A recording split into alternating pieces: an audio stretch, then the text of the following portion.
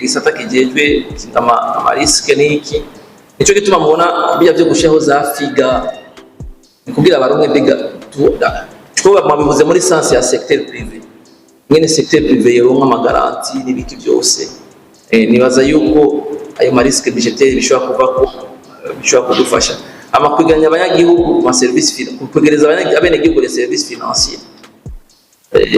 Nous sommes parfaitement d'accord nkuko urabona ko turadecentralize amafaranga kuko turashiramo aba comptable public nibo bazoje ajya amafaranga turiko turaronka mugabo mu comptable public abafise compte muri BRD par exemple ko dushaka yuko kila mwese tumuha amafaranga tuca dusubiramo iby'amakonte y'amasi ya leta ugasanga bariko barakoresha amafaranga kuko ariko kose kuri icyo dans instruction c'est yahaye BRD par exemple yuko tegezo kugira BRD dans chaque province kwa zitanu nkabo umuza BRD birazi kwitegezo kwegereza hariya dabo kuko benshi baza ahantu ibintu biko biratera imbere BRD bimaze kujaho n'ama service financier yoja hama dukoresha n'ama service electronique ama service financier electronique nayo nyene kuko na nyene aratora inyishu izo bibazo cyane BRD yagiye n'abandi baza ko boca bagenda ko handi hose nibaza yuko ziba zihari hanyuma ahantu ari kure naho les services financiers électroniques nazo zofasha. Honorable Amélie yavuze ikintu cya secteur primaire irrigation grâce aux partenaires twavuze ibintu byo kwiriga ne twavuze ngo nakamuga birimo indani ne masoma document birimo la même chose que vya stockage birimo najya amasero y'Igitega ndazi ko les discussions ziri avance hagati ya Braludi na ministère ivuga ati bijya bigori muma kuko nk'ubu cette année nous avons un moyu ya 25,000 tonnes déjà bamaze kuduha 50% ya avance nivyo bari barakora mijya nzoka mugabo ni bashima yuko hajya bibikwa ko isobije kujya ushaka kwa gupima yuko bigiri mide yuko bimeze neza imbere yuko abikoresha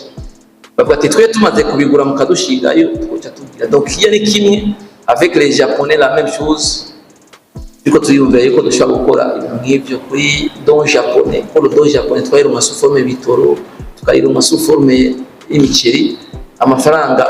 agishika plus de 60 miliyari yicaye kuri konti mugabo bavuga ati dukora ibintu twumvikanye les réflexions ziza muri yo sens yuko dukore dushaka kuyakoresha mu by'amasiro naho les discussions zitarabutisa baza yuko vyo dufasha kuri stockage.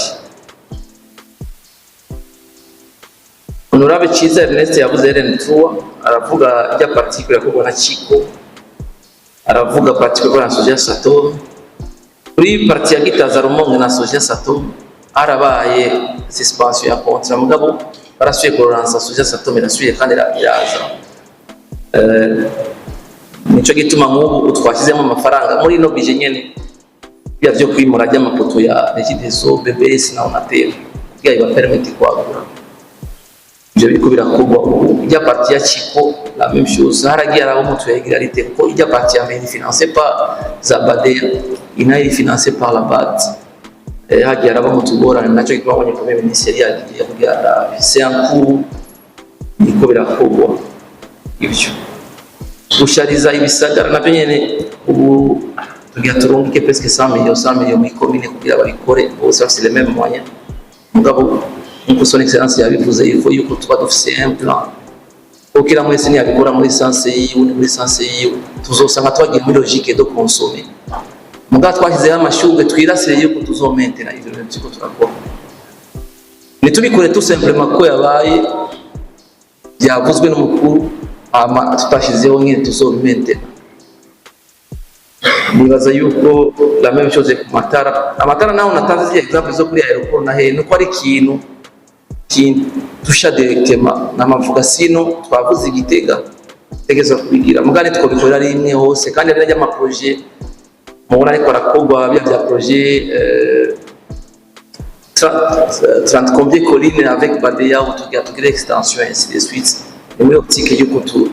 tuzabya by'amatara isoko rya Bujumbura ariko zako byose byaheze la conseil d'administration ibaza ko isohoka ko twodeburuka amafaranga kugira batangura ibikogwa inzego zitarashigwa nicyo cyari gisigaye nacyo nyine cyakozwe nibaza ko icyo cyanyijya ejo byose bizoba bikwiye byankenerwa hama dutangure gukora hama muribuka ko twayikoze ko ari PPP itashyizemo amafaranga ya one investment group ikira izo kibandanye mobiliza ko si igikorwa dukora mu gushyiramo amafaranga twashatse gusa do secteur privé yuko yo kwinjira yumve ko ari yo nyene cyo kinaza ko ica gitangura tamisi myinshi ekumara deuxième vice ya bagikorwa kijyanye no kugira ivyigwa imbere yo gutanguza pour introduire ibitego bishasha. Nous sommes parfaitement d'accord ko vraiment ubu twavuga politiquement mugabo les techniciens ni ba récupérer ibyo politiquement byavuze kugira bavyige neza donc twasanga turi muri tout simplement bakora ibintu kugira donc byavuzwe mugandi dufata umwanya wo kubiraba hirya no hino mugabo no munsi nimwarabita ikintu cy'amavuko on n'est pas en train de tâtonner, on part avec des chiffres. Ariyo politique yo kugwiza imbuto, ariyo politique yo kuyumvira ngene tuzogurisha. Ndazi ko yo déjà des négociations des contrats aho tuzoshorera. Donc ni logique la chaîne de valeur atari tout simplement kuko urazi abagwiza tuga muri privé bari ko installer ama société yo gutransformer déjà. Ils sont en train de se projeter. Donc icyo ni ikintu cyiza nibaza ko gitandukanye n'ingana amavuko yaje muri 2025. Toujours mu kwigira mu maherere twuba twaragize dans le passé kugira turabe yuko twogira amakubaka ibi bizabiramo bibomoka arige naho nyine usanga ari twe twenyene baduhaye amahera kwi ugasanga ibyo bari bagiye ama étude mugamo kubishira mu ngiro ugasanga aho gushyiraho EPCR ya 9 ugashyira mu 6 ugasanga isima baguhaye kuvanga ucyuvanga nabi naho no bana ya prévoyer ari exemple ngunda ko yo ndiko na discuter n'umuntu mu société yubatse amabarabara ngaha menshi avuga ko bamugora ainsi de suite na cyenda mu gihe nifata amabarabara yose bubatse entre 2007 na 2012 ndashobora kuyasita imwe zibiri zitatu n'amabarabara yose bubatse après 2012 ucyuya compara Kanaba aya mabarabara mufate Muyinga yubatswe niyo société mufate Peuple Murundi yubatswe niyo Peuple Murundi Boulevard de l'Iprona niyo yubatse mufate Chaussée Prince Louis Gasore niyo yayubatse muke mufata n'indi barabara yiga nibaza ko ari izo gushika uno munsi kugira ubone ikinogo muri izo barabara c'est très rare cufata rero Bucyonyori niwe nyene yubatse Bucyonyori Mukemuraba Muyinga Gitega niyo yayubatse Mukemuraba RN5 niyo yayubatse namubwiye ni genda wiyumvire icyabaye mu nyuma nuko namubwiye ni mu nyuma usanga waracitse umurundi. C'est très simple kuko les faits zirerekana neza yuko c'est pas ubuhinga buze ariyo quelque chose cyabaye rero no kuvuga rero naho no banagize ivyigwa mugamo kuza kubikora naca ndabikora kuko tavyumvikanye abari wa problème. Donc hariho n'indi aspect ijanye no gukunda igihugu twebwe tuza kuraba ivyo nyine kuyo bintu byose byarabaye reception na kibi kitabaye reception tuko turaganira cyambye ati jya Muyinga ngo ni twe twashizemo kuri zo cyama makamisha ni gute bombi barabariva ku mupaka ko tazocyama makano ko mu passage tazomubwira ngo reka kuhacha aho hantu. Nico gituma mwabonye ko Irene turajya hatevye kuko bavuze ati iri barabara rizocamo imiduga ikomeye uriyo kugira 6 cm gira 9 cm ko zizoca rituma bakoresha rya Kigoma. Ni naho amafaranga ari yateguye ubwa mbere pour 45 km atasuye kandi gukwira kuko ils ont revu à la baisse. Ils étaient obligés kuvuga ati twasumissionye ari 6 mm mugabo tuje kubaka 9 mm eka tugabanye le nombre de kilomètres niko bakibagabanya ibirometero bica bisa kucyo tuzokonda ni mafaranga kubera yahuye n'abantu bamubwiye ati twifuza ibarabara rimeze gute rizomara imyaka 30. Ni muri yo sanse rero no vuga ibi byabaye byo kubomoka cyangwa iki kenshi ni twebwe twenyene tuba tubifise mu ruhara. Amaikola regime d'interna abana badafise ibitabo ko bakujya twubaka inzu twavuze ko dutanguye intebe kugira twevite ama message yo muri WhatsApp ya misi yose imvukira ni muterera abana bicaye hasi tugiye kuraba les besoins zose ça demandait 18 milliards muri budget ya 5017 milliards. Ce n'est même pas 1%. Tuwasabye ati muduhe expression des besoins réellement kugira tubone ikibuze. Bazanye intebe zibuze tuzigwije na 70,000 18 milliards. Niko gufata ingingo ati 18 milliards katuzibaha abadeseye mukoresha intebe, ikibazo cy'intebe gihere. Ubu rero tugiye mu byo kurokwita abigisha ubukurikira tujye mu ibitabo mugabo murabe na mwaka numwe tudafise ibitabo bisohoka muri RPP. No projet Samandari yatwara nta kindi yari igejwe byari ibitabo gusa muri Banki Mondiale. Mugabo twamaturiko turagura ibitabo misi yose. C'est à nous rero kuramwe dukoreshe amafaranga. Mwavuze cya complexe ya brevet pas iki cadre legal nibaza yuko cyo kwigwa neza. Mugase nibaza ko cadre legal yabazibira ko inzu Maria leta shaka mu cadre legal zitandukanye. Nibaza ko kitotera ingorane cyo iyo cadre legal. Ibibazo byabagirwe na Honorable Jean-Claude amakenga kuri collaboration entre le secteur privé na secteur public ingene bakorana, ingene primaire itunganya itavuganye na secondaire nivuga na tertiaire. Nico gituma mubona ibi bya cadre de dialogue bishijya kugira cyo turavugana ibibazo nk'ivyo. Ndazi yuko Honorable Suguru asanzwe ari mu serukira CFCIB nuko duhura le privé et le public kugira cyo turavugana ibintu nk'ivyo. Nidukora ibintu nk'uko umenga turi abantu batatu mu gihugu mugatu constitue into tumenye icyo dukora gifite impact gute kunze. Aho rero twaca dutegurira hamwe imigambi nicyo gituma nka projet prête ibiri mu leta ibiri mu by'amalaboratoire imuga ikaciya bazoca ba les petits moyens entreprises 80 uburyo bazakompanya mugani bazakompanya à côté de ça il faut kuba laboratoire certifié. Koni nakora nk'iri chupa mugabo nashobora gushora ngo ndeze Tanzania nacyo mandiko nakora. Iyo collaboration dufasha cha digitalisation et développement du capital humain, ça c'est incontournable. La révolution industrielle dusize, la révolution yindi numérique dusize. Ubu rero uravyo murindi intelligence artificielle iriko aho rero na choix d'office. Mugabo la bonne nouvelle kuri ivyo nuko ari domaine ushaka kuyigisha atawundi muntu ukeneye. Kwari abana bataciye ku ishuri umunsi ba developer des applications. C'est à nous rero kudeza bakompanya. Dans son sens rero nagira mvuge nk'ubu mu mapriorité priorité dufise muri ministère ya finance igihe économie numérique nuko twifuza guha accès à l'internet à 1000 écoles na 1000 centres de santé à travers le fonds de service universel. Le fonds de service universel na mafaranga umunsi dufise ayarenga miliyari 10. Aya mafaranga n'ahandi ava amafaranga uko duhamagaye baca bakata mu operateur yose kaje muri iyo fond. Ça fait imyaka myinshi ihari mugabo aya mafaranga akora ahantu agenda guteza imbere ibintu nk'ivyo. Rero twihaye ihangiro yuko 1000 écoles tuziha antenne Starlink cyangwa connexion ya BBS niki kugira idufashe kugira suivi ibikorwa birakorerwayo mugabo tubona accès à internet cyo tugira amapole tututu antenne iri ngaho n'abari autour baci bari mu accès à la connexion. C'est une façon de subventionner. Ku bitaro la même chose kugira zishe communiquer ainsi de suite. L'équipe yaragiyeho twatanguye mu mashure no muri mu centre de santé n'amahopito. Mugani duhebi byakozwe kera turabi byakozwe twajya tubibandamiriza kuko ifopa ko twama turiko turubaka bya bindi ko ari kuri de 300 écoles déjà bari bamaze gutanga ama machine iki mugabo nitugarukira ngaho cha turaba yuko n'ishure dafise umuyaga nkuba turabikutuye nka kit solaire. Donc ivyo nibaza yuko kugira abana bacu nibaze baratinya telefone ni benshi twiganye muri kaminuza batinya machine gushika no munsi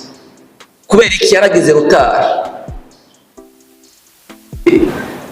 Aya tuvuga ngo bayiletre numérique biriho ivyo imashini uko bayimuhaye umuhaye ni document ku mashini utamuhaye nka discours urupapuro niyemera.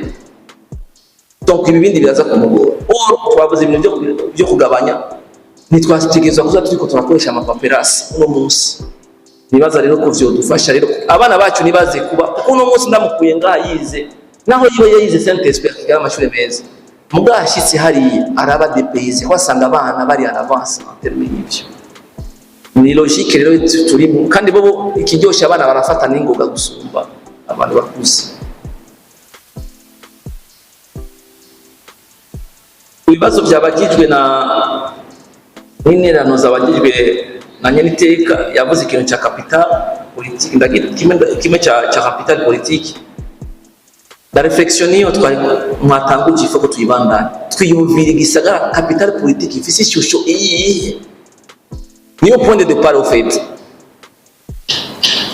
ko tuvuga ati ishusho twifuza capital politique ni ikituma yuko udaza guceka kabarabara nkazazi nizo mwijabe imodoka zibidashobora kubisanya bica bimenya capital politique yifuza imeze gutya ifoko yoba yose twishira hasi niyo turavuga la planification urbaine rero n'ikintu cya schéma national d'aménagement territoire nishura honorable epipode icyo yabagije amafaranga twaronse muri FOCAC ni 14 millions de dollars niyo gouvernement chinois yemereye Burundi nuko twumvikanye yuko 7 millions aza gufasha muri schéma d'aménagement territoire ni du permettre ko organiser igihugu ubwiye tumenyere zone za agricole niziye naho tutaratangura kuharima umuntu amenye ko kizira kuja kuhashira ikintu durable menyere zone géologique minière niziye menyere zone touristique niziye no fiske kuziro gishikira mu gitabo but iyi ni zone interdite kirazira yuko tuza kuhagira iyo travail kirakorwa ko barasavye bitandukanye iri bikirakorwa muri best l'information ya nyuma d'office no ko la partie chinoise isoza guforma abantu kugira twesploiter d'abord ya mashema directeur yakozwe ke nayo nico tubita hanyuma cyo tubandaniriza ko amashema directeur bashiramo no munsi araba tout simplement les zones d'habitation na tena nagira l'intégration y'ivyo bintu byose tweko turavuga ico rero nibaza yuko kizoca gitanga inyishu kuri Gitega ama tuvuga ati Gitega niyo ikurikira ko twumvise ko buhumuza dufite devoir à domicile yuko tunganya buhumuza ikagira amakartier ameze neza abava ibuhumuza mutire attention ibaze kutwubakira n'importe ko ibe quartier référentiel bafume bubaka inzu 200 niko naraba deuxième bisi ko ndazi ko mbifise mu ruhara hari ni bahakore neza obuhari bajaniranye c'est le bon moment de planifier pour buhumuza twifuza ko mifoto kuko hona droit à l'erreur d'office dutangura à zéro dufume dushyaho au moins 50 maisons aga quartier kase kujya kwa quartier oyiwa ya kera abayizi harimo amatara winjiye indani ya vetu ndibuka 2014 icyuma inzu wayiriha 2000 francs par jour ya cyagiye yari reference ni kuvuga ko byaronse umuntu aravyiga neza nijya yibuhumuza rero yoba quartier référentiel kuburyo umuntu ashitse amya ati byose birakwiye amatara arahari amazi arahari connexion irahari security irahari byose amatwe y'Ubujumbura twamaze kujya mu Kajaga turabenye turositira rero kugira dushiye kujya ku murongo cyamazi yatanganye tuyabyaza umusaruro Regide zorabizi yuko assez devoir à domicile bivyo kumavuga ngo dufite 150 milliards kuri konti ara engagement déjà il faut que nous pousse les gestionnaires des projets kugira bakonsome nabo nyene tubikora partie des évaluations ngo tugiye évaluation ma projet aussi ya Banque mondiale imwe tugerageza kuraba ibibazo bihari aho tuza turabwira abashikiranga wese afise devoir yo guhamagara umu responsable wa projet sous sa responsabilité akamumonitoringa kujya tumumonitoringa ibindi byose kuko harabaye igihe ama projet n'ama société ya leta wamenga n'utundi tu ministère ku ruhande ubu rero nicyo twiko turakosora kugira turabe yuko umuntu projet imunaniye tubimenye hakiri kare tiko tuyumvira n'ingene twoshya amategeko umuntu projet yananiye atajya mu yindi projet kuko umuntu projet ramunanira 8 ans akaza gufata indi projet nshasha kugira bumve yuko bafite des contrats de performance cyo dufasha cyane mwavuze ikintu cyo gutegura imigambi turaba les charges récurrentes za maintenance nayo nakishuye two biraba twoza turabishiramo mu infrastructure yose kuko hajya kujya tugira amortissement dans une société privée twategerezwa kugira amortissement namba narubatse finance ya 2015 igahera nategerezwa kuba mfise amafaranga d'amortissement shira ku ruhande kuburyo dire de vie yiheze kuko c'est ça le rôle ya dotation aux amortissements. Rero twovyumvira cyo dufatira no kuri ya agateka hall non seulement gushiraho assurance yayo mais aussi kwiyumvira igicuma gipfuye nituze kurondera amafaranga ku munota wanyu se turaya prévoir kuko ya prévoir sur une longue période twara duke mugabo munsi bizopfa ucyamva umengana umuzigo cyabigora gushira mu ngiro. Hanyuma ibibazo bya Honorable Denis yabagije le secteur agricole élevage est très important, ibibazo ni byinshi cyane, abakozi barabuze ego naho natanze ka karorero ka Honorable ngaha mbona tanga tumashine ko hazogera igihe tubaburanye none ko Dubai kubibatwara ko la main d'œuvre bikura irakena hariya kera barabashinwa bagenda kwikora kubo baramaze gutera imbere kira muntu wese n'umufata bajya mu Buhindi la même chose bo baramaze gutera imbere barazimbye ubageze za Indonesia muri Indonesia bariko barazimba cyesa abantu n'ingene twokorganiza le secteur y'abakozi uravye population jeune dufise ngaha dushoboye kuyorganiza neza la réflexion tureko turagira no twara paeji n'umuntu ari i Dubai aravuga ati burya abagendayo sibo baterezwa kugendayo ariko agenda abantu bafise ama diplome boro ni hakenewe ubuzi bw'ama diplome hariya hakeneye abantu bakoresha ingubati uwafata nk'abajya abantu bo ngaha muri rirari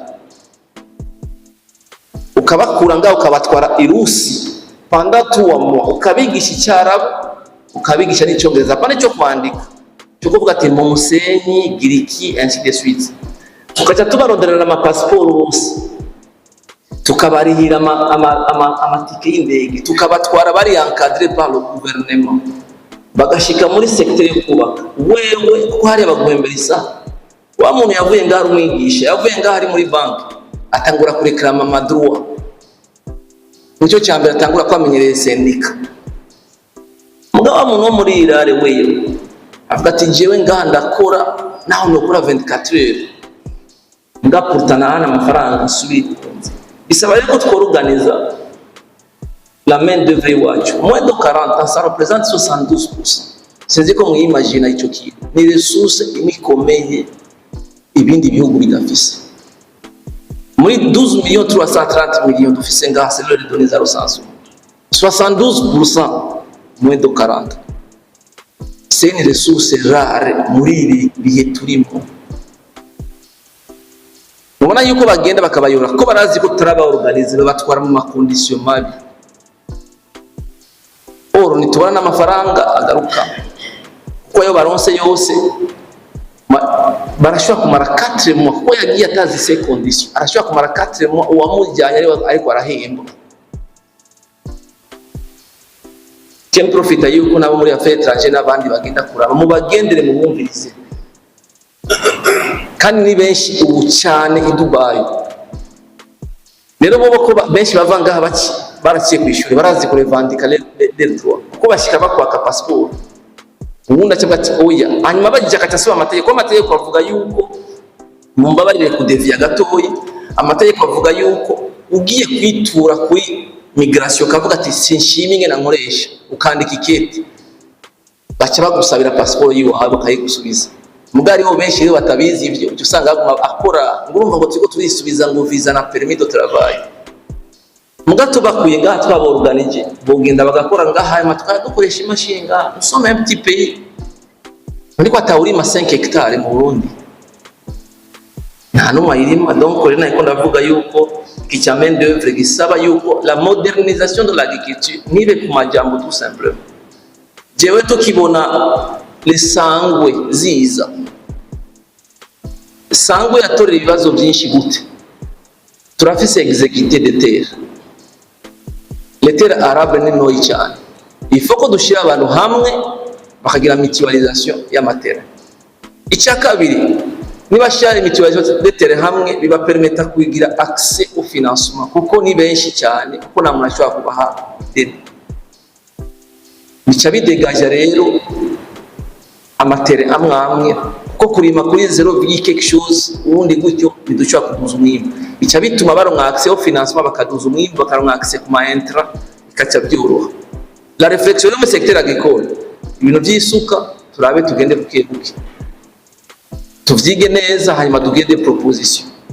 Cengira ko mvuge n'ikintu n'amavuga minsi yose muri budget nizere ko muri budget kuri kya tuzo kuko inama tugira tujemo ni ijanye n'ivyifumbire. Par rapport ya recensement twagize yerekana les prévisions y'umwimbo bakeneye n'indi nuko dushaka gutegura saison A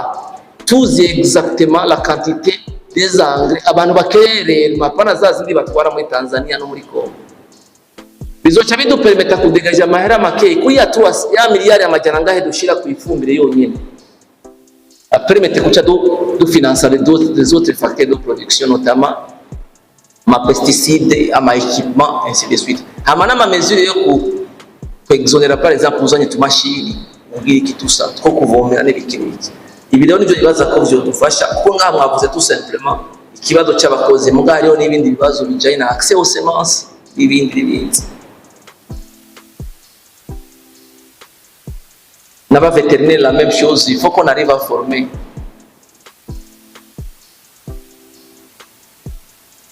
Ushira uburyo muri izabu la même chose, réflexion turiko turagira dernièrement